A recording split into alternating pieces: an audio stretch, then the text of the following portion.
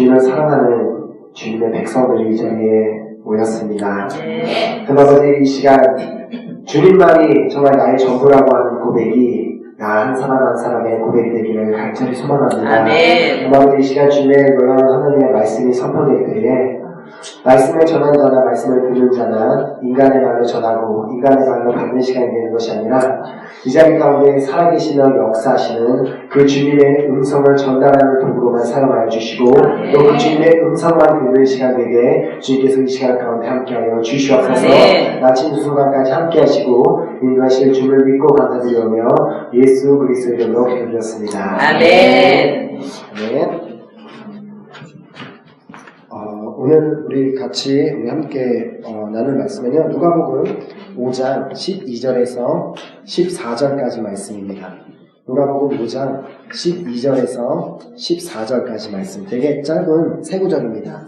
누가복음 5장 12절에서 16절까지 말씀, 우리가 짧으니까 함께 우리가 한 목소리로 우리 읽도록 하겠습니다. 다 찾으셨나요? 누가복음 5장 12절에서 14절까지 말씀 함께 읽도록 하겠습니다. 시작. 예수께서 한 동네에 계실 때에 온몸에 문둥병 들린 사람이 있어 예수를 보고 엎드려 구하여 가로되 주여 원하시면 나를 깨끗게 하실 수 있나이다 하니 예수께서 손을 내밀어 저에게 대시며 가라사대 내가 원하노니 깨끗게 함을 받으라 하신대 문둥병이 곧 떠나니라. 예수께서 저를 경계하시되 아무에게도 이르지 말고 가서 제사장에게 내 몸을 보이고 또 내 깨끗게 됨을 인하여 모세의 명한 대로 예물을 드려 저희에게 증거하라 하셨더니 예수의 소문이 더욱 퍼짐에 허다한 무리가 말씀도 듣고 자기 병도 나음을 얻고자 하여 모여오되 예수는 물러가사 한적한 곳에서 기도하시니라. 아멘. 감사합니다. 14절까지라고 했지만 끝까지 읽어주신 여러분들께 감사드립니다. 제 얘기를 들어주세요. 마음대로 하시지 말고 이렇게 앉아서 하니까 참 어색하긴 한데 하나님께서 이 시간 가운데 하나님께서 우리 사랑하는 은혜 그 식구들에게 오늘 주시는 귀한 음성을 듣고 우리가 하나님의 놀라우신 그 뜻을 깨닫는 시간 되었으면 좋겠습니다.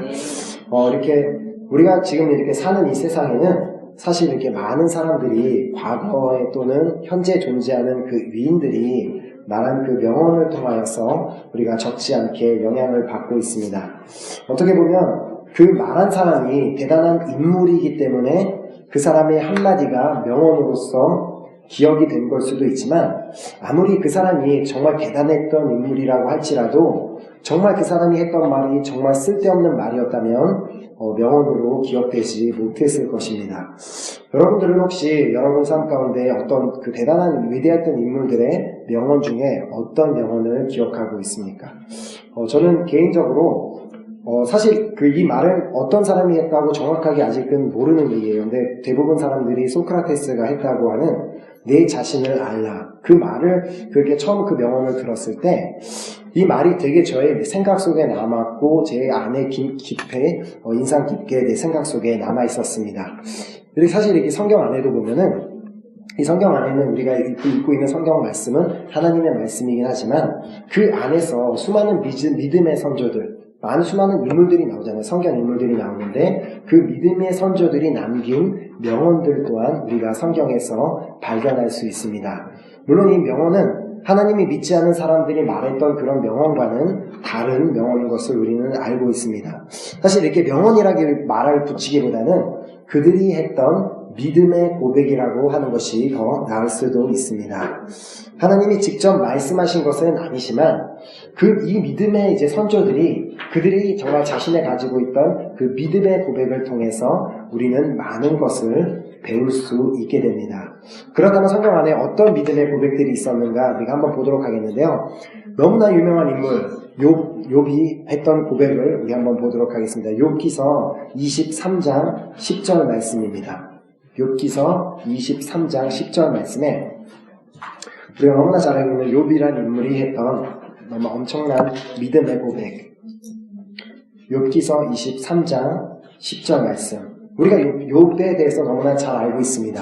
어느 날 그가 정말 부자로서 정말 행복한 가운데 잘 살고 있었는데 자기의 자식들도 죽고 자기가 가지고 있던 모든 것을 다 잃어버리고 막 집까지 무너지는 그런 상황 가운데 욥이 했던 믿음의 고백, 욥기서 23장 10절에 나의 가는 길을 오직 그가 아시나니 그가 나를 단련하신 후에 내가 정금같이 나오리라.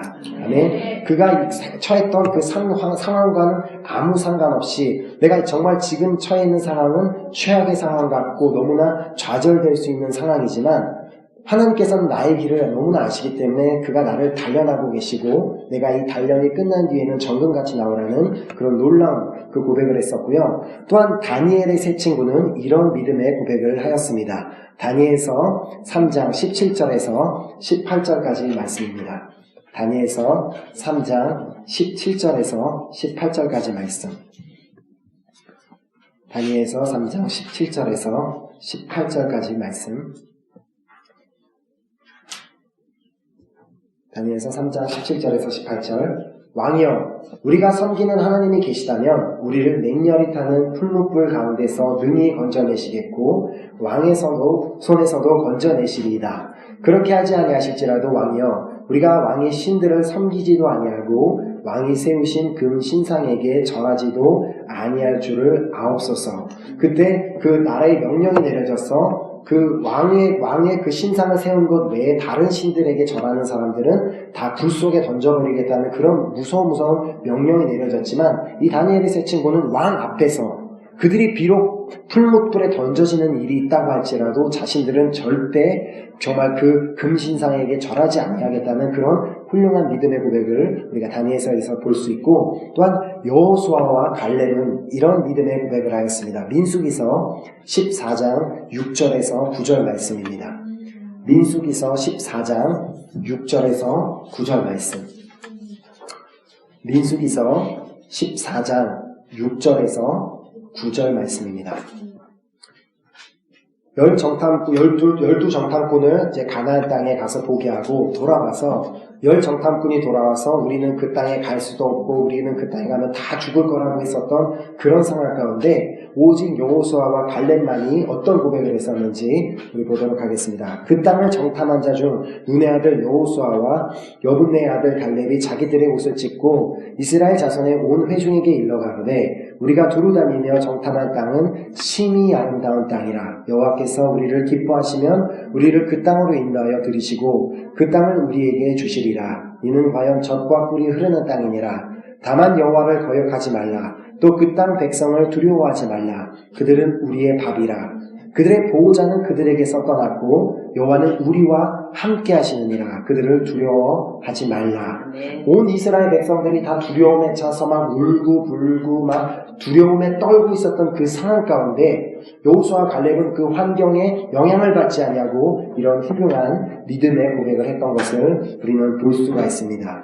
또한 가장 많은 믿음의 고백을 했었던 사람은 아마 다윗일 텐데, 다윗이 시편에 보면은 그 시편을 쭉 읽으면 그 시편에서 다윗이 엄청나게 많은 믿음의 고백을 하고 있는데, 특별히 제가 이제 어제 이제 말씀을 준비하면서 시편 119편을 읽는 가운데 다윗이 정말 이런 대단한 고백을 했었구나 하는 것을 발견할 수 있었습니다. 시편 119편 81절입니다. 시편 119편 81절. 시편 119편 81절 말씀입니다. 나의 영혼이 주의 구원을 사모하기에 피곤하오나 나는 오히려 주의 말씀을 바라나이다. 너무나 놀라운 고백입니다. 왜냐하면 다윗의 영혼이 주님의 구원을, 주님을 너무나 사모해서 너무나 주님을 생각하고 너무나 주님을 신경 쓰고 너무나 주님을 생각하다 보니까 피곤할 정도까지 주님을 생각했다고 고백합니다. 근데 그렇게 주님을 너무나 생각해서 피곤한 그 상황 가운데서도 나는 아직도 주님의 말씀을 바란다는 이 놀라운 고백, 이 다윗의 고백도 우리가 볼 수가 있습니다. 이 외에도 수많은 믿음의 선조들이 믿음의 고백을 한 것을 성경 말씀에서 기록하고 있습니다. 여러분들은 어떤 믿음의 선조가 했던 믿음의 고백을 마음에 품고 그 말씀을 붙들고 지내고 있습니까? 혹시나 지금까지 없었다면 이제부터는 정말 내가 좋아하는 성경 인물이 한 명이라도 최소한 있었으면 좋겠고요. 그리고 그 성경 인물이 했던 믿음의 고백, 그 믿음의 고백을 따라가면서 나도 그 사람처럼 훌륭한 믿음의 사람이 되보겠다고 결단할 수 있는 우리 모두가 되었으면 좋겠습니다.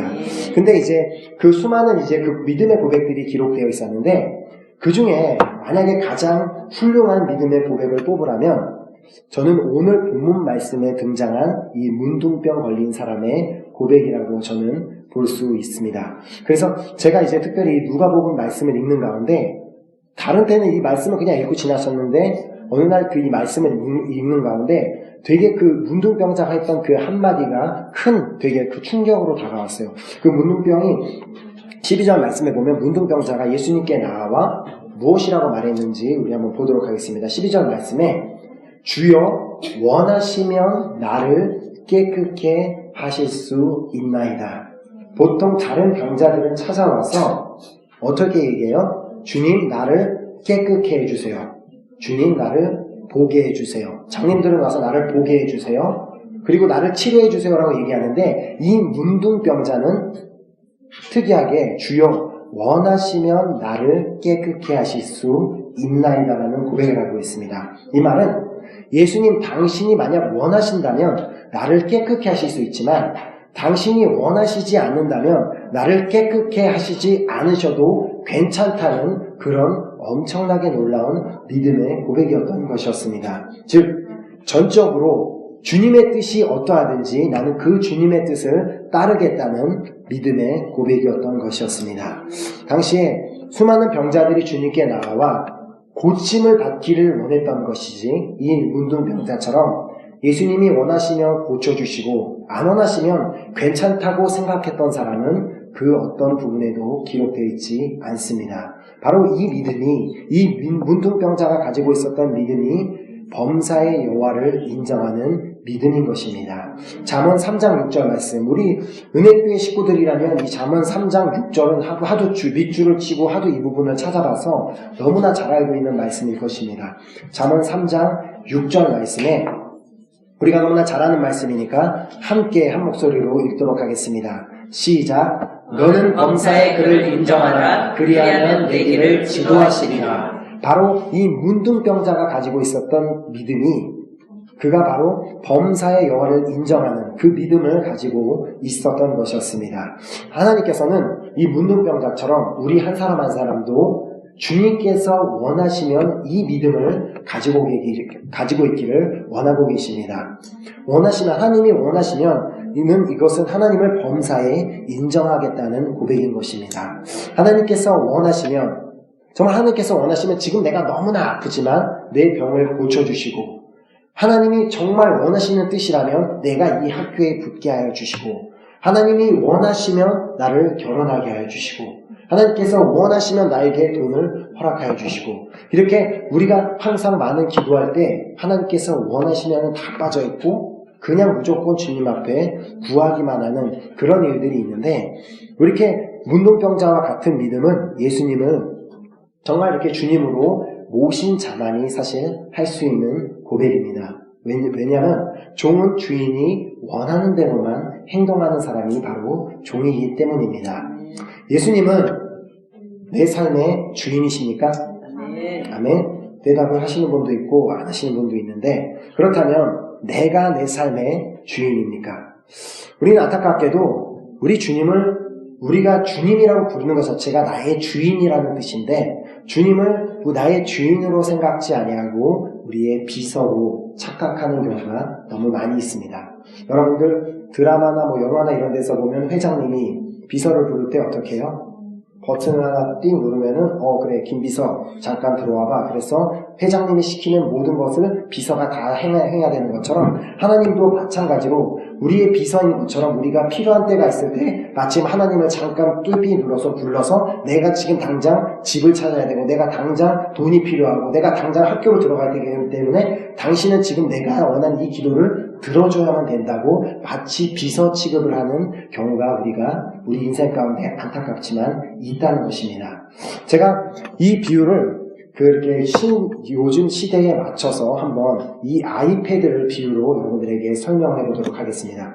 이 아이패드라는 그 물건 자체가 우리의 인생이라면 하나님은 이 아이패드를 만든 제조업체 애플인데 우리는 하나님은 제조업체 애플이 아닌 그 아이패드에 깔려있는 애플 스토어 정도로만 생각하는 그리고 애플 스토어로만 취급하는 경우가 우리의 삶에 생긴다는 것입니다. 여러분들 애플 스토어가 뭔지 알죠? 몰라요? 아이폰 돈이 없어서 아이폰을 못 사가서 모르겠어요? 저도 내 삼성 타블렛으로 도둑맞고 아이패드를 누가 감사하게 저에게 선물 줘서 아이패드가 있는데 애플 스토어라는 내가 원하는 어플리케이션을 다운받는 가상 공간입니다. 여러분 다 사용해 보셨죠? 근데 즉 내 인생에서 하나님은 마치 가상 공간에서 내가 원하는 것을 다운받을 수 있는 애플 스토어 정도로만 생각하고 사는 경우가 있다는 것입니다.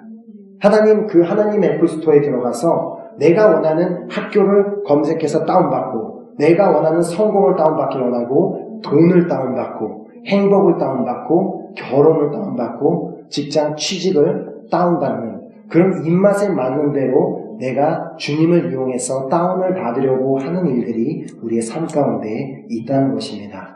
정작 하나님은 애플 스토어가 아니라 아이패드를 만든 애플 회사인데 하나님은 애플 스토어 정도로만 생각하는 경우가 너무 많이 있다는 것입니다.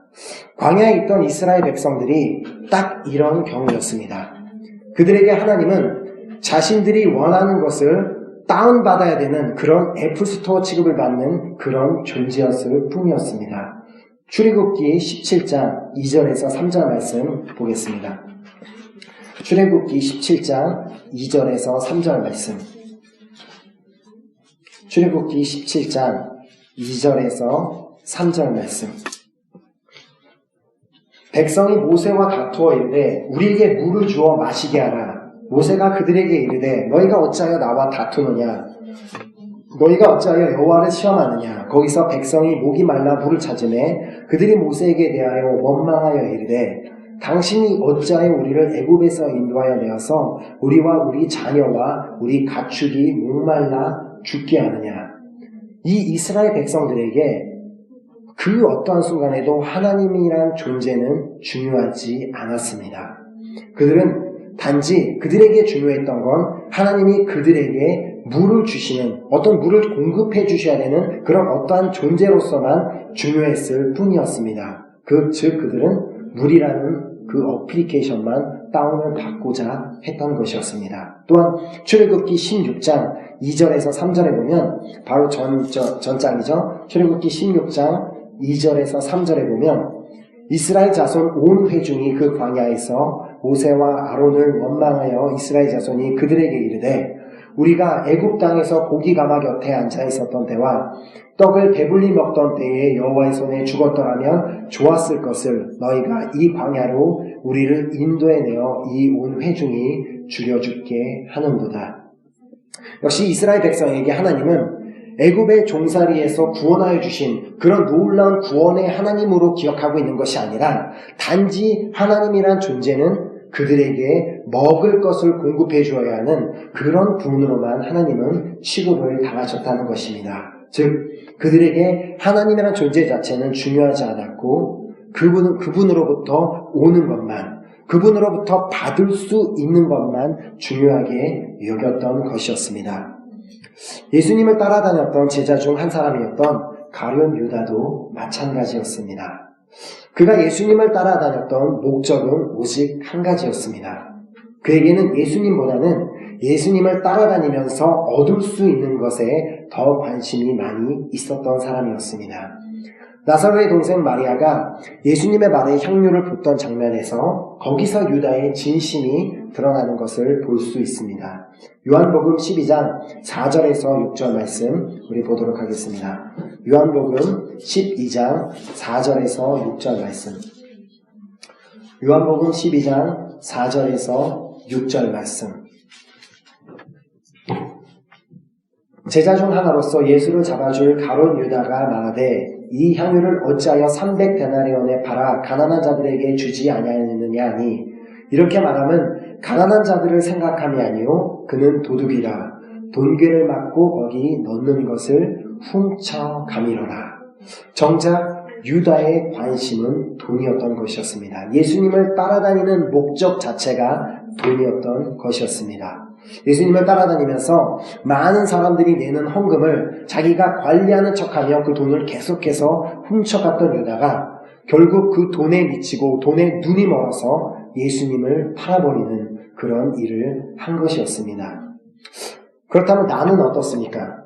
나에게는 하나님이란 그 존재 자체가 중요합니까? 아니면 하나님으로부터 오는 것이 나에게 더 중요합니까? 하나님과의 관계에 있어서 혹시 여러분들은 받으려고만 하는 생각을 갖고 있지는 않습니까? 하나님이 마치 애플 스토어에서 우리가 다운을 받는 그런 애플 스토어로 여러분들은 생각하고 있지는 않으셨습니까? 우리가 아무리 그 애플 스토어에서 찾을 수 있는 좋은 어플리케이션이 있다고 할지라도 이 아이패드가 망가졌다면 그 어떤 어플도 아이패드에는 아무 소용이 없습니다. 아이패드가 자기 기능을 하기 위해서는 반드시 제조사 애플의 도움이 필요합니다. 작동에 문제가 있거나 어디가 깨져서 고쳐야 할 때 제조사의 도움을 받기 위해서 반드시 필요한 것은 개런티입니다. 개런티라고 하죠. 보통 기계는 길어야 2년 정도 보증기간 개런티를 줍니다. 그리고 그 개런티 기간 동안에는 어떤 문제가 있든지 제조사인 애플의 도움을 받아 해결을 받을 수 있습니다. 우리 아이패드 인생의 개런티는 예수님이십니다. 우리 인생에 만드신 하나님의 도움을 받을 수 있는 것은 예수님이 계시기 때문에 우리가 그 하나님의 도움을 받을 수 있는 것입니다. 개런티가 없이 우리가 개런티 기간이 다 끝났는데 애플사를 찾아가는 것은 아무 소용이 없는 것처럼 예수님이 없는 우리의 인생은 우리는 감히 하나님 앞에 나아갈 수 없는 사람들인 것입니다. 왜냐하면 우리는 다 죄인이기 때문에. 우리가 죄인의 신분으로서는 도저히 하나님 앞에 나아갈 수가 없는, 하나님 앞에 그 어떤 것도 구할 수가 없는 사람들입니다. 하지만 히브리서 10장 19절 말씀 보도록 하겠습니다. 히브리서 10장 19절 말씀을처럼 우리는 하나님 앞에 나아갈 수 있는 자격이 생긴 것입니다. 히브리서 10장 19절 말씀. 예수님이란 개런티가 없이는 우리가 도저히 하나님 앞에 나아갈 수도 없고 하나님 앞에 아무것도 구할 수 없었지만 이제는 예수 그리스도가 이 땅에 오셔서 우리를 위하여 죽으심으로 히브리서 10장 19절에 이렇게 기록하죠. 그러므로 형제들아 우리가 예수의 피를 힘입어 성소에 들어갈 담력을 얻었나니 바로 우리가 담대하게 하나님 앞에 나아갈 수 있는 그 제조사인 그 애플에 담대하게 나아갈 수 있을 때는 개런티가 있을 때 담대하게 나아갈 수 있는 것처럼 이제는 우리에게 예수라는 개런티가 우리에게 있기 때문에 우리는 하나님 앞에 이제는 담대하게 나아갈 수 있게 되었다는 것입니다. 우리에게는 하나님 앞에 담대하게 나아갈 평생 보증이 있는 것입니다. 아이패드 보증 기간은 비록 2년 정도지만 예수님 보증은 기간이 한정이 없습니다. 바로 평생 보증인 것이죠. 예수님께서 요한복음 14장 13절에 우리에게 이렇게 또한 말씀하셨습니다. 요한복음 14장 13절 말씀. 요한복음 14장 13절 말씀. 요한복음 14장 13절 말씀. 요한복음 14장 13절 말씀.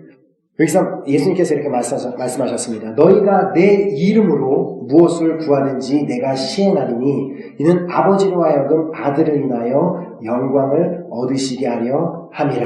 예수님께서 말씀하신 것, 너희가 내 이름으로 무엇을 구하든지라고 말씀하신 것처럼 우리가 매일마다 기도할 때 끝날 때 어떻게 기도하죠? 예수님 이름으로 기도했습니다라고 하는 이유가 바로 여기 있는 것입니다. 우리가 기도는 예수님 이름으로 기도했습니다. 예수님을 통하여서 기도하지 아니하고 그냥 이렇게 내가 원하는 말대로 그냥 하는 것이 기도가 아니라 우리가 예수님의 이름으로 무엇을 구하든지 하나님께서 들어주시지만 우리가 예수님의 이름이 아닌 그냥 내가 원하는 대로 구하는 것은 그 어떤 것도 주님께서는 들어주실 수 없다는 것입니다. 우리 아이패드 인생에서 우리에게 가장 중요한 것은 그 어떤 어플도 아니고 오직 우리를 안전하게 보호해주는 개런티인 예수 그리스도인 것입니다.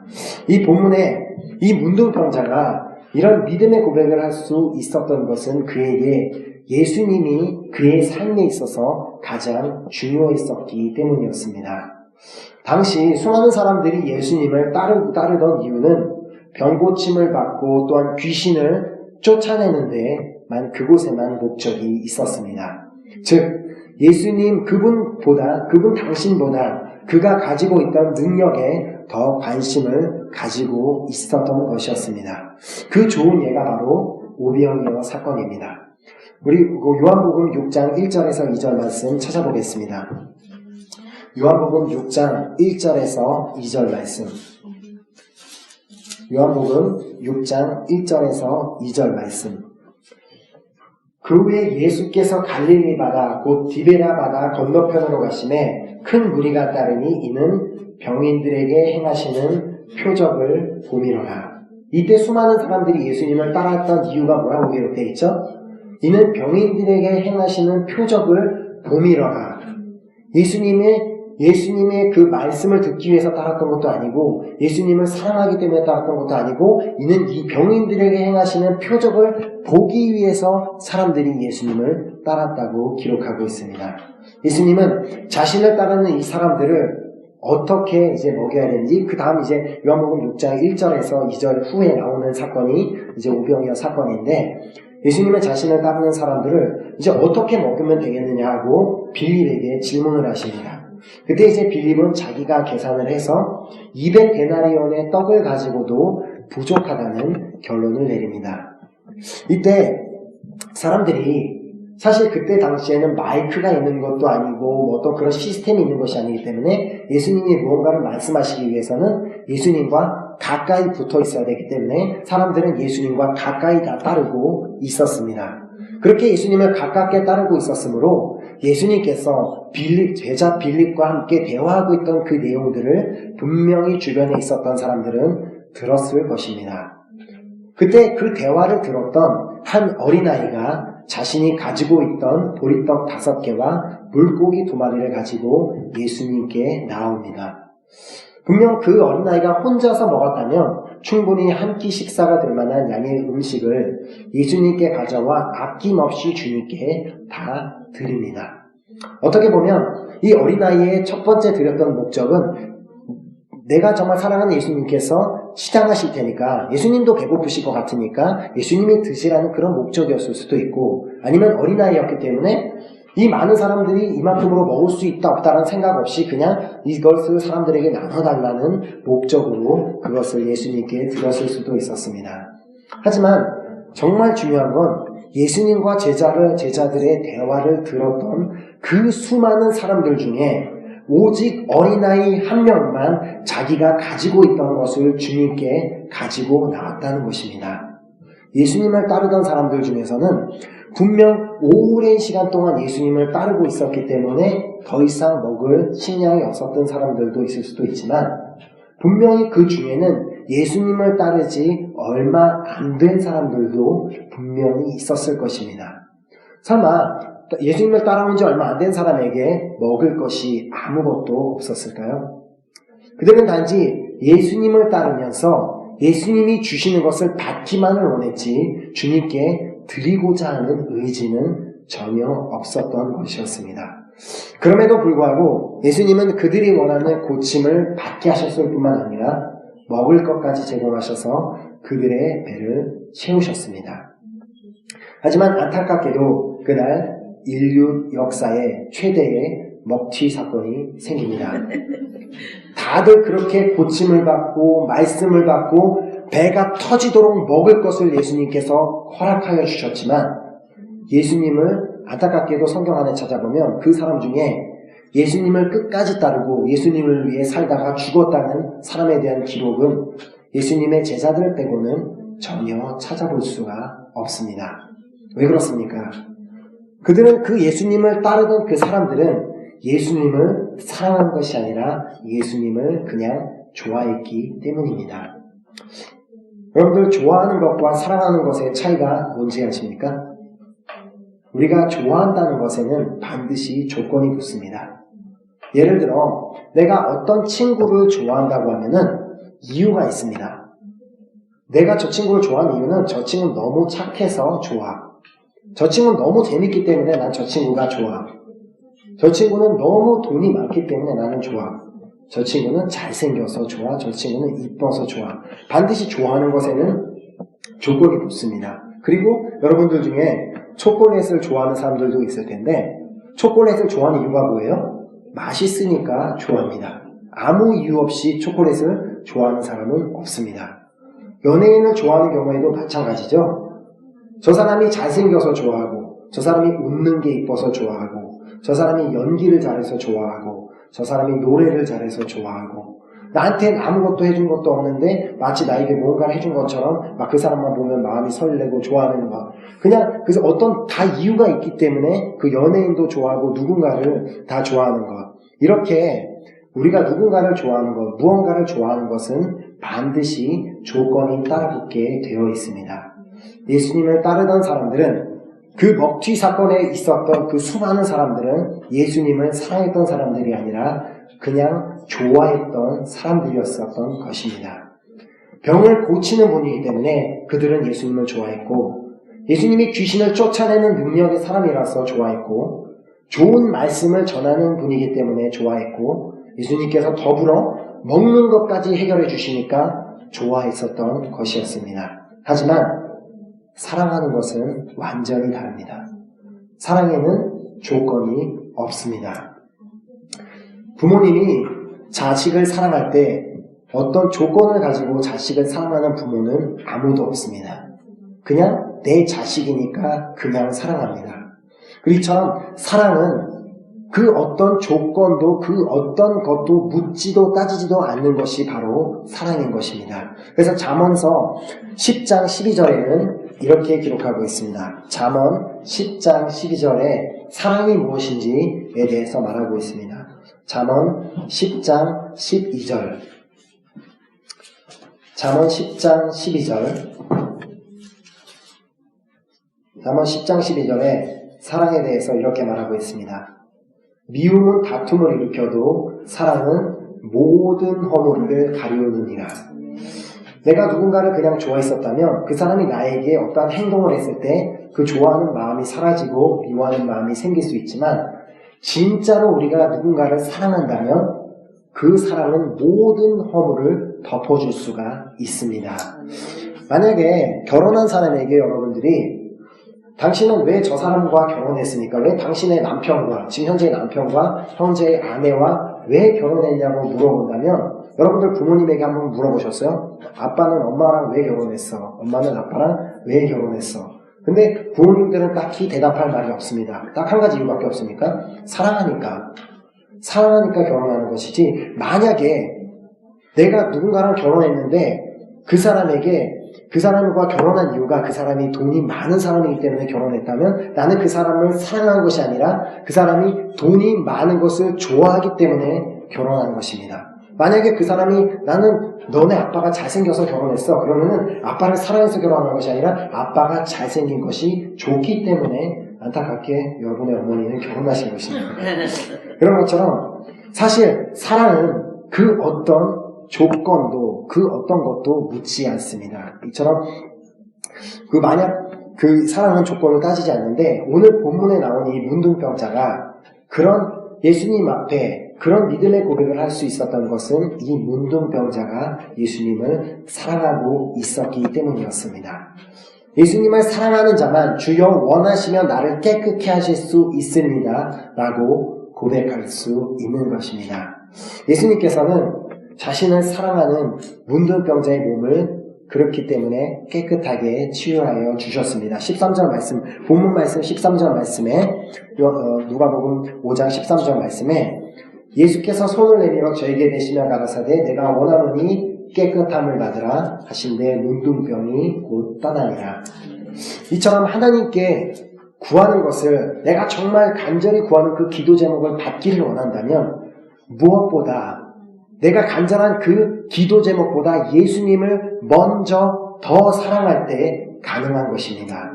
나는 주님을 하나도 사랑하지도 않으면서 내가 원하는 것을 마치 애플스토어에서 뭔가를 원하는 것을 다운받는 것처럼 하나님 앞에 구하고 있다면 나는 당연히 아무것도 받을 수가 없는 것입니다.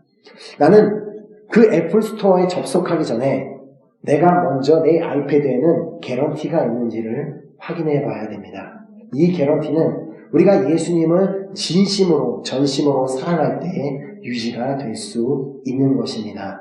왜냐하면 예수님께서는 우리가 주님을 사랑하기 전에 먼저 우리를 사랑해 주셨습니다. 하나님께서는 우리를 사랑해 주신 것만큼 우리도 주님을 사랑해 주기를 원하고 계십니다. 우리 주님께서 얼마나 나를 사랑해 주셨는지 우리 한번 말씀을 통해서 보도록 하겠습니다. 로마서 5장 8절 말씀입니다. 로마서 5장 8절 말씀에는 예수님께서 정말 나를 사랑하시되 아무 조건 없이 나를 사랑하여 주셨다는 것을 로마서 5장 8절 말씀이 기록하고 있습니다.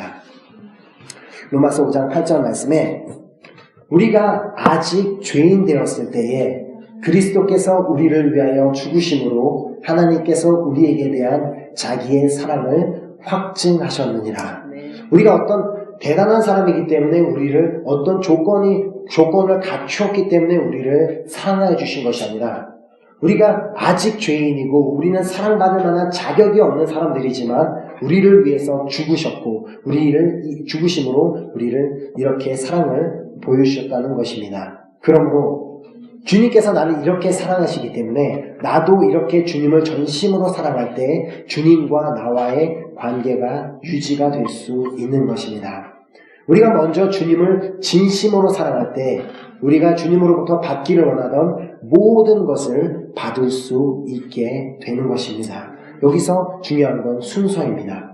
우리가 먼저 다른 내가 구하는 내가 아무리 수많은 기도 제목이 지금 내가 오늘 가지고 있다가 할지라도 그 기도 제목을 아뢰기 전에 나는 정말 예수님을 진심으로 사랑하고 있는가?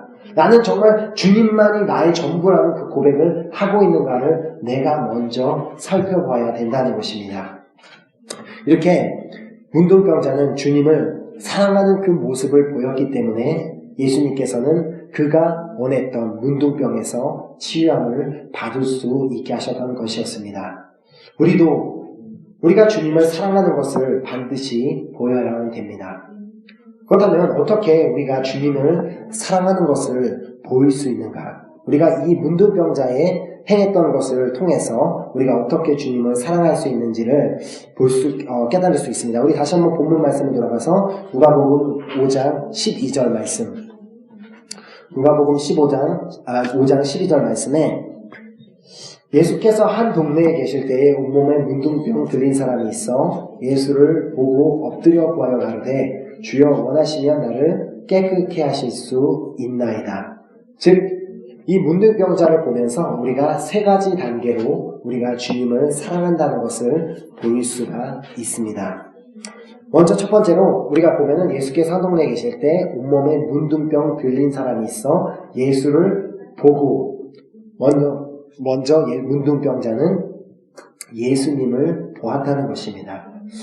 우리는 우리의 삶 속에서 주님을 먼저 무엇보다 가장 먼저 주님을 바라보아야 합니다. 우리는 우리의 삶에 있는 그 어떤 문제보다 우리의 삶의 환경보다 우리의 일보다 우리의 가족들보다 우리의 친구들보다 가장 먼저 주님을 바라보아야만 됩니다. 우리가 왜 주님을 바라봐야 되는지를 히브리서 12장 2절 말씀이 기록하고 있습니다. 히브리서 12장 2절 말씀. 너무나 잘 아는 말씀이죠. 우리가 찬양으로 많이 이렇게 고백하는 말씀인데 히브리서 12장 2절 말씀. 믿음의 주요 온전케 하신 이인 예수를 바라보자. 이렇게 이 히브리서 12장 2절을 불어 성경으로 이제 보면은 어떻게 번역을 하고 있냐면 믿음의 창시자이자 온전한 믿음으로 인도하시는 예수님께 시선을 고정하자고 그렇게 번역이 되어 있습니다. 우리가 예수님을 바라보지 아니하고 우리가 예수님을 바라보는 대신 세상을 먼저 바라본다면 우리의 믿음은 흔들릴 수밖에 없습니다. 하지만 우리의 믿음의 창시자이신 예수 그리스도께 내 시선을 고정한다면 나의 믿음은 온전한 믿음으로 변화될 수가 있다는 것입니다. 우리가 세상을 먼저 바라보고 또 주변을 먼저 바라본다면 우리는 온전히 주님께 집중할 수도 없고 주님을 사랑할 수도 없기 때문입니다. 우리가 항상 먼저 주님을 바라보는 그 모습을 통해서 우리는 하나님을 사랑하는 것을 주님 앞에 보일 수가 있는 것입니다. 그리고 또 우리가 먼저 주님을 바라볼 때 하나님께서 우리에게 말씀하셨던, 예수님께서 우리에게 명령하셨던 내가 너희를 사랑하는 것 같이 너희도 서로 사랑하라는 그것을 우리가 실천할 수 있는 것도 우리가 먼저 주님을 바라보고 그 예수님을 통해서 이웃을 바라봤을 때는 우리가 내 이웃을 내 몸처럼 사랑할 수 있지만 내가 주님을 바라보지 않고 내 이웃만 그냥 바라보면 우리는 이웃의 잘못된 점과 부족함과 흠밖에 보이지 않기 때문에 우리가 주님을 통해서 주님의 마음을 가지고 세상을 바라보고 이웃을 바라볼 수 있는, 그리고 모든 순간마다 우리가 주님을 먼저 바라보므로 우리가 정말 주님을 사랑한다는 것을 보여줄 수 있는 우리 모두가 되었으면 좋겠습니다. 아멘. 이것에 대한 좋은 예를 들어 우리가 지금 이 자리에 이렇게 모여 있는데 우리 만약에 저기 옆에 앉아있는 진경자매가 이 중에 있는 누군가를 짝사랑하고 있다고 친다면 물론 성경 공부에 나와 있지만 자기도 모르게 자꾸 그 짝사랑하는 그 사람에게 자꾸 눈이 갈 거예요. 아, 저 사람이 저 글씨를 잘 적고 있나, 잘 듣고 있나, 어떻게 저 사람은 저 글씨 쓰는 것도 저렇게 멋있지, 저렇게 저 사람 웃는 게 이쁘지 하면서 자꾸 시선이 가게 돼 있잖아요. 왜냐하면 그 사람을 마음으로 사랑하니까. 이처럼 우리가 정말 주님을 사랑한다면 우리가 이렇게 주님을 계속 바라보는 그런 우리의 마음을 우리가 가졌으면 좋겠습니다. 아멘. 그리고 두 번째로 문둥병자는 예수님 앞에 엎드렸습니다. 엎드린다는 것은 나의 앞에 있는 대상에게 나를 낮추는 행위인 것입니다. 주님의 내 삶의 주인이심을 인정한다면 나는 주님 앞에 엎드려야만 합니다. 주님은 그 어떠한 순간에도 내 비서가 아닌 것을 우리는 반드시 기억해야만 됩니다. 내가 원하는 것을, 내가 부탁하는 것을 그냥 들어주셔야 되는 그런 비서가 아닌 것을 우리는 반드시 기억해야 되고, 그리고 또한 주님은 내가 원하는 것을 다운받게 해주는 애플 스토어가 아닌 것 또한 우리는 반드시 기억해야 되는 것입니다. 시편 119편 124절에서 127절 찾아보도록 하겠습니다. 시편 119편 124절에서 127절 말씀. 우리가 정말 주님이 나의 주인이고 내가 주님의 종이라는 것을 우리가 정말 안다면 우리가 이 시편 119편에서 다윗이 하고 있는 고백이 우리의 고백이 되었으면 좋겠습니다. 시편 119편 124절에서 127절. 주의 인자하신 대로 주의 종에게 행하사 주의 율례를 가르치소서. 나는 주의 종이오니 깨닫게 하사 주의 증거를 알게 하소서. 저희가 주의 법을 폐하사오니 지금은 여호와의 일하실 때니이다. 그러므로 내가 주의 계명을 금 곧 정금보다 더 사랑하나이다. 그러므로 내가 범사의 주의 법도를 바르게 여기고 모든 거짓 행위를 미워하나이다. 이렇게 우리도 주님 앞에 엎드림으로 주님이 나의 주님이심을 인정하고 이제 그분의 말씀대로 순종하며 주님의 계명을 지키며 나아감으로 우리가 주님을 사랑하는 것을 보여줄 수 있게 되는 것입니다. 우리가 주님의 계명을 지키는 것이 바로 주님을 사랑하는 것을 주님 앞에 보여드리는 것입니다. 그것을 예수님께서 요한복음 14장 23절에서 24절에 이렇게 말씀하셨습니다. 요한복음 14장 23절에서 24절 말씀.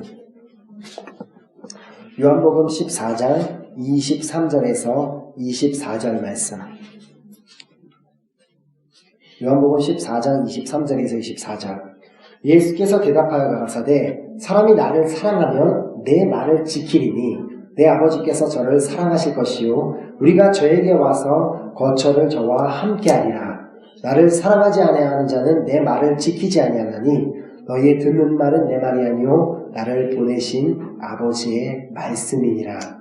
예수님께서 말씀하신 것처럼 내가 정말 예수님을 사랑한다면 예수님께서 말씀하신 그 하나님의 그 계명들을 우리가 지켜야지만 우리가 예수님을 사랑하는 것을 보일 수 있다는 것입니다. 그리고 이제 세 번째로 문둥병자는 예수님께 구하였습니다. 예수님께 구하되 자신의 뜻대로 구한 것이 아니라 주님께서 원하는 대로 되기를 원하는 기도를 한 것이었습니다. 이 좋은 예를 예수님께서도 이 땅에 오셨을 때 이 어떻게 하는 기도가 올바른 기도인지 예수님께서 본인 스스로 우리에게 모범을 보여주셨습니다. 누가복음 22장 42절 말씀입니다. 누가복음 22장 42절 말씀. 누가복음 22장 42절 말씀. 누가복음 22장 42절 말씀. 가라사대 아버지여, 만일 아버지의 뜻이여든 이 잔을 내게서 옮기시옵소서. 그러나 내 원대로 마옵시고 아버지의 원대로 되기를 원하나이다. 아멘. 이것이 바로 하나님을 사랑하는 자의 기도인 것입니다. 하나님을 우리가 그냥 좋아만 하고 있다면 우리가 하나님을 좋아하는 이유는 한 가지일 거예요. 하나님은 내가 기도하는 것을 들어주시는 분이니까. 근데 하나님께서 내 기도를 응답 안 하시게 되면 우리가 어떻게 되죠? 더 이상 우리가 하나님을 좋아하게 됐던 그 조건이 성립이 안 되기 때문에 우리가 하나님을 좋아하지 아니하고 하나님을 떠나버리게 되지만 내가 정말 하나님을 사랑한다면 하나님께서 내 기도를 들어주시든지 들어주시지 아니하든지 그것이 하나님의 뜻인 것을 인정하고 정말 그 하나님 앞에 감사할 수 있는 것, 그 모습이 바로 우리가 주님을 사랑하는 자만이 그렇게 기도할 수 있다는 것입니다. 기도는 내가 원하는 것을 하나님께 그냥 내가 원하는 것을 전달하는 것이 기도가 아니라 오직 하나님의 뜻만이 내 삶에 이루어지게 해달라고 하는 것이 기도인 것입니다. 이제 우리의 기도는 바뀌어야 됩니다. 지금까지 우리 기도에 있어 수많은 시간 주님 해주세요, 해주세요, 주세요, 응답해주세요, 주세요 라고 했던 기도에서 이제는 주님께서 원하시면 해주세요의 기도로 바뀌어야만 합니다. 하나님은 충분히 우리가 구하는 모든 것을 들어주실 수 있는 전능하신 분이십니다. 다만 그 구하는 것이 하나님이 원하시는 것이 아니라면 하나님께서는 그 어떠한 순간에도 우리에게 응답하여 주실 수가 없는 것입니다. 우리는 매 순간마다 이것을 인정해야 하는 것입니다. 범사의 여호와를 인정한다는 것은 내가 하나님께 구했던 것, 내가 정말 간절하게 구했던 것을 하나님께서 응답하여 주시지 않았을 때에 하나님께서는 이것을 원하시지 않으시는구나 라고 믿음으로 받아들이는 것이 범사의 여호와를 인정하는 것입니다. 야고보서 4장 3절에는 이렇게 기록하고 있습니다. 야고보서 4장 3절에 우리가 기도해도 응답받지 못하는 이유를 이렇게 기록하고 있습니다. 야고보서 4장 3절 말씀. 야고보서 4장 3절에 우리가 기도해도 응답을 받지 못하는 이유를 이렇게 기록하고 있습니다. 구하여도 받지 못함은 정욕으로 쓰려고 잘못 구하기 때문이니라. 이 말씀처럼 하나님께서 원하시면 응답해 주시는 것이 아니라 하나님 이거는 내가 원하는 것이기 때문에 응답하여 주시옵소서라고 기도했기 때문에 하나님께서는 응답하시지 않는 일들이 있다는 것입니다. 하지만 지금 내가 구하고 있는 것이 하나님께서 원하시는 하나님의 뜻과 맞는 기도라면 주님은 반드시 100% 응답하여 주실 것을 믿습니다. 이 아이패드에는 처음에 샀을 때부터 기본적으로 깔려있는 어플리케이션이 있습니다. 사실 사용하다 보면은 기본적으로 깔려있는 것 외에는 특별히 더 다운을 받아서 사용할 필요가 없음을 금방 깨닫게 됩니다. 기존에 깔려있는 어플리케이션으로도 충분히 아이패드를 100% 활용할 수 있다는 얘기입니다. 이처럼 하나님께서는 우리 인생에 이미 기본적인 것은 다 주셨습니다. 지금 나에게 주신 것만 충분히 잘 사용해도 만족하는 삶을 살 수 있는데 우리는 그것에 만족하지 못하고 자꾸 무언가를 더 원하며 더 내 인생에 다운받아야 되고 자꾸 내가 더 무언가를 받아야 된다고 생각하고 있다는 것입니다. 우리가 원하는, 지금 우리가 갖고 있는 것, 이상의 것, 우리가 구하는 이상의 것은 하나님께서 원하시면 주실 것이고 하나님께서 원하시지 않으면 주시지 않는다는 것을 우리는 반드시 인정해야 하는 것입니다. 우리의 삶은 이제 예수님이 우선시되는 삶을 살아야만 됩니다. 우리가 예수님을 먼저 바라보고 예수님께 항상 먼저 엎드리고 예수님께 항상 먼저 구하고, 그것을 되게 신기하게 이 오늘 본문 말씀 이제 세 구절, 요한복음 이제 누가복음 이제 5장 12절에서 14절 본문 세 구절에서 예수님이 가장 우선시 된다는 것을 우리가 발견할 수 있습니다. 우리 다시 한번 볼까요? 누가복음 5장 12절부터 14절까지 우리가 다시 한번 우리 읽었으면 좋겠는데요. 우리가 다시 한번 한 목소리로 한번 읽어보도록 하겠습니다. 다 찾으셨나요? 누가복음 5장 12절에서 14절까지. 5장 12절에서 14절 시작. 예수께서 한 동네에 계실 때에 온몸에 문둥병 들린 사람이 있어 예수를 보고 엎드려 구하여 가로되 주여 원하시면 나를 깨끗게 하실 수 있나이다 하니 예수께서 손을 내밀어 저에게 대시며 가라사대 내가 원하노니 깨끗함을 받으라 하신대 문둥병이 곧 떠나니라. 예수께서 저를 경계하시되 아무에게도 이르지 말고 가서 제사장에게 내 몸을 보이고 또 내 깨끗게 됨을 인하여 모세의 명한 대로 예물을 드려 저희에게 증거하라 하셨더니. 아멘. 그래서 12절까지 14절까지 여러분들이 성경을 잘 보면 모든 구절이 같은 단어로 시작됩니다. 뭘로 시작되죠? 예수께서. 이 사건에 가장 우선시 됐던 주인공은 예수님이라는 그 의미를 담고 있는 그 말씀인 것입니다. 예수님께서는 그 모든 12절부터 14절까지 예수께서 시작되는 것처럼 우리의 삶에 일어나는 모든 일을 예수님을 통해서, 예수님이 가장 첫 번째 자리에 있다고 생각하고 예수님을 가장 먼저 바라본다면 우리의 삶 가운데도 이 예수님께서 이 문둥병자의 그 문둥병을 깨끗하게 치유하셨던 것처럼 우리 예수님께서 우리 삶의 가장 우선순위가 되실 때 우리의 삶도 그 문둥병이 치유함받은 것처럼 깨끗해지고 온전히 치유함을 받게 될 것을 믿습니다. 이제 우리의 기도는 반드시 달라져야 됩니다.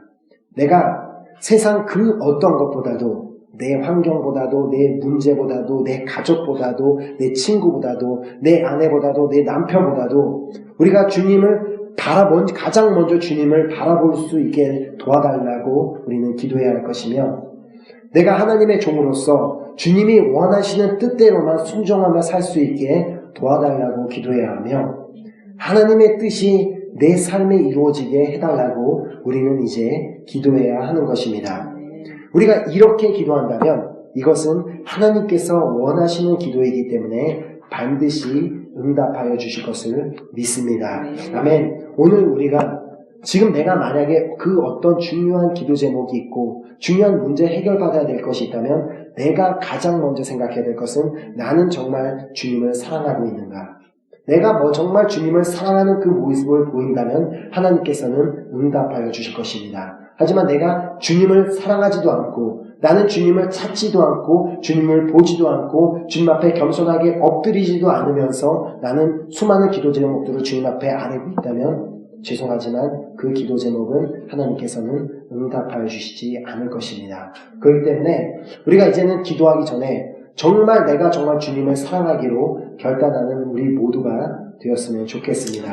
아멘. 우리가 그 믿음을 가지고 우리 한번 우리 마지막 우리 드렸던 우리 찬양 드리고 우리 같이 기도하도록 하겠습니다. 주 사랑이 나를 덮네. 우리 그 찬양 우리 한번 우리 믿음의 고백을 드렸으면 좋겠습니다.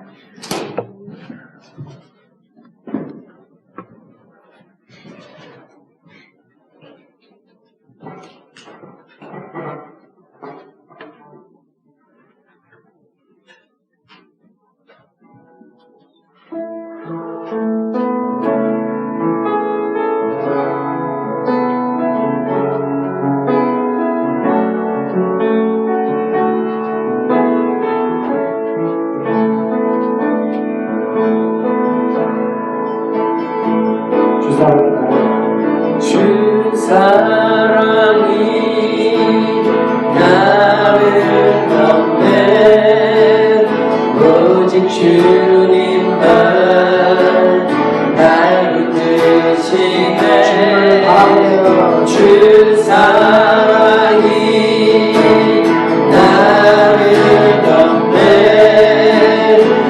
오직 주님만 날 붙드시네 내가 부족하여는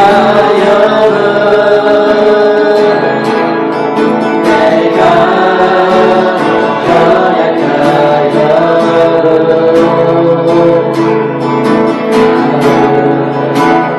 다루신 주님 나를 기뻐하시네 오직 주만이 오직 주만이 나의 전부 시간 나의 전부 이 시간 기쁨이네 오직 주만이 나를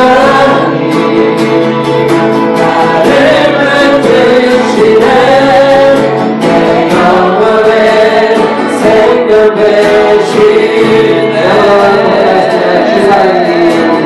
주 사랑이 나를 덮네 오직 주님만 날 붙드시네 주 사랑이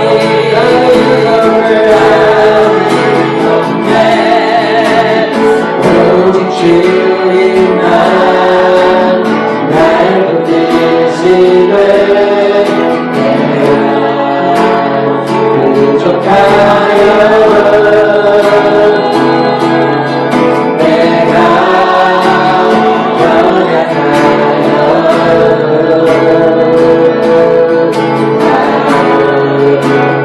다루신 주님 나를 기뻐하시네 나를 기뻐하시네 아멘 오직 주만이 주만 나의 전부 시간 나의 전부 이 시간 기쁨이네 주만이 나를 붙드시네 내 영혼의 생명을 오직 주만이 오직 주만이 주만이 나의 전부 이 시간 기쁨이네 주만이 나를 붙드시네 내 영혼의 생명 되시네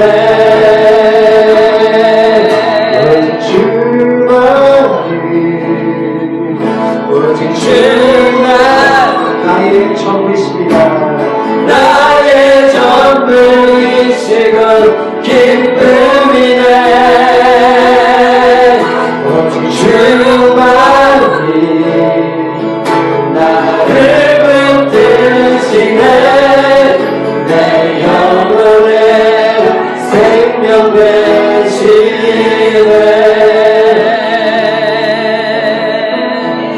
여러분 혹시 오늘날 여러분이 살면서 하나님께서 나의 이 기도에는 응답하시지 않는가라고 생각하는 것이 있으십니까? 오늘 주님께서 우리에게 분명히 말씀해 주십니다.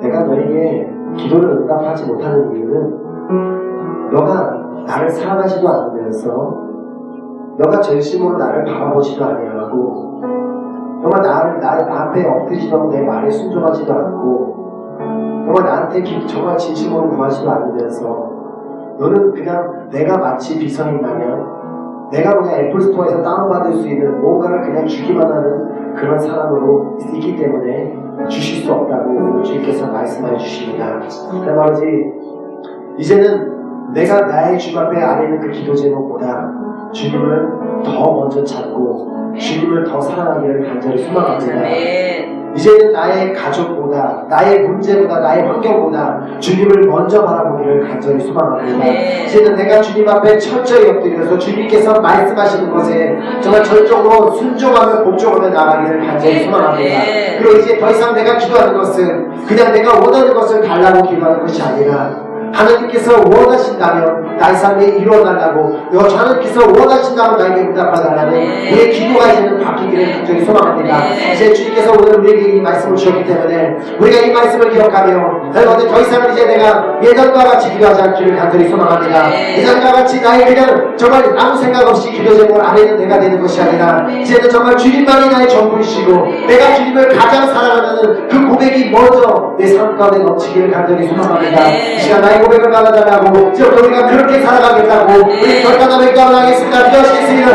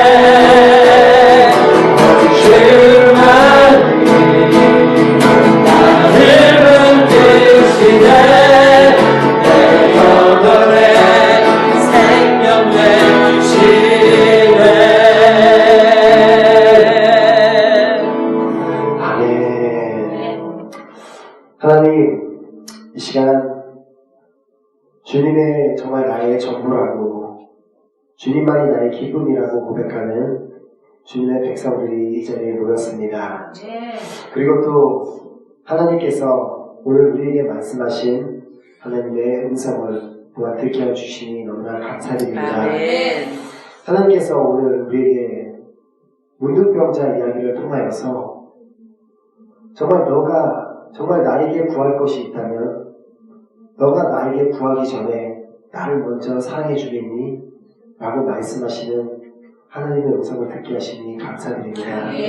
하나님, 이제는 내가 주님을 먼저 사랑하고 내가 먼저 주님을 바라보고 내가 먼저 주님 앞에 엎드리며 내가 먼저 주님의 뜻대로 구하며 그 다음에 나의 기도 제목을 주님 앞에 아뢰기를 소망합니다.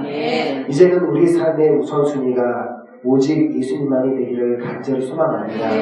우리가 세상을 바라보기 전에 주님을 먼저 바라보고 주님을 통하여 세상을 바라보고 주님을 통하여서 이웃을 바라보고 주님을 통하여서 나의 환경을 바라보기를 간절히 소망합니다.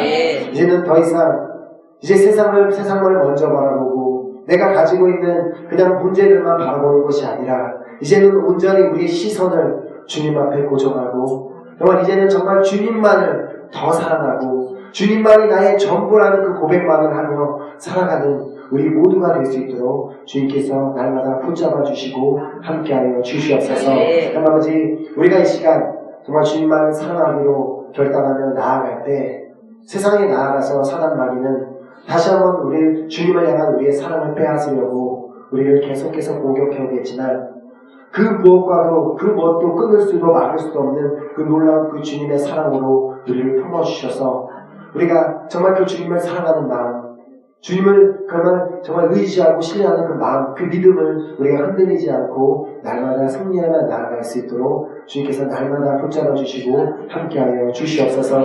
아버지, 오직 우리의 기도는 이제 주님께서 원하시면 응답하여 주시옵소서. 나는 기도로 바뀌게 하여 주시옵소서. 이 시간 우리에게 귀한 말씀 허락하신 주님 앞에 너무나 감사드리오며 예수 그리스도의 이름으로 기도드렸습니다. 아멘. 하늘에 계신 우리 아버지여, 이름이 거룩히 여김을 받으시오며 나라의 임하옵시며 뜻이 하늘에서 이룬 것 같이 땅에서도 이루어지이다. 오늘날 우리에게 일용할 양식을 주옵시고 우리가 우리에게 죄 지은 자를 사하여 준 것 같이 우리의 죄를 사하여 주옵시고 우리를 시험에 들게 하지 마옵시며 다만 악에서 구하옵소서. 내게 나라와 권세와 영광이 아버지께 영원히 있사옵나이다. 아멘.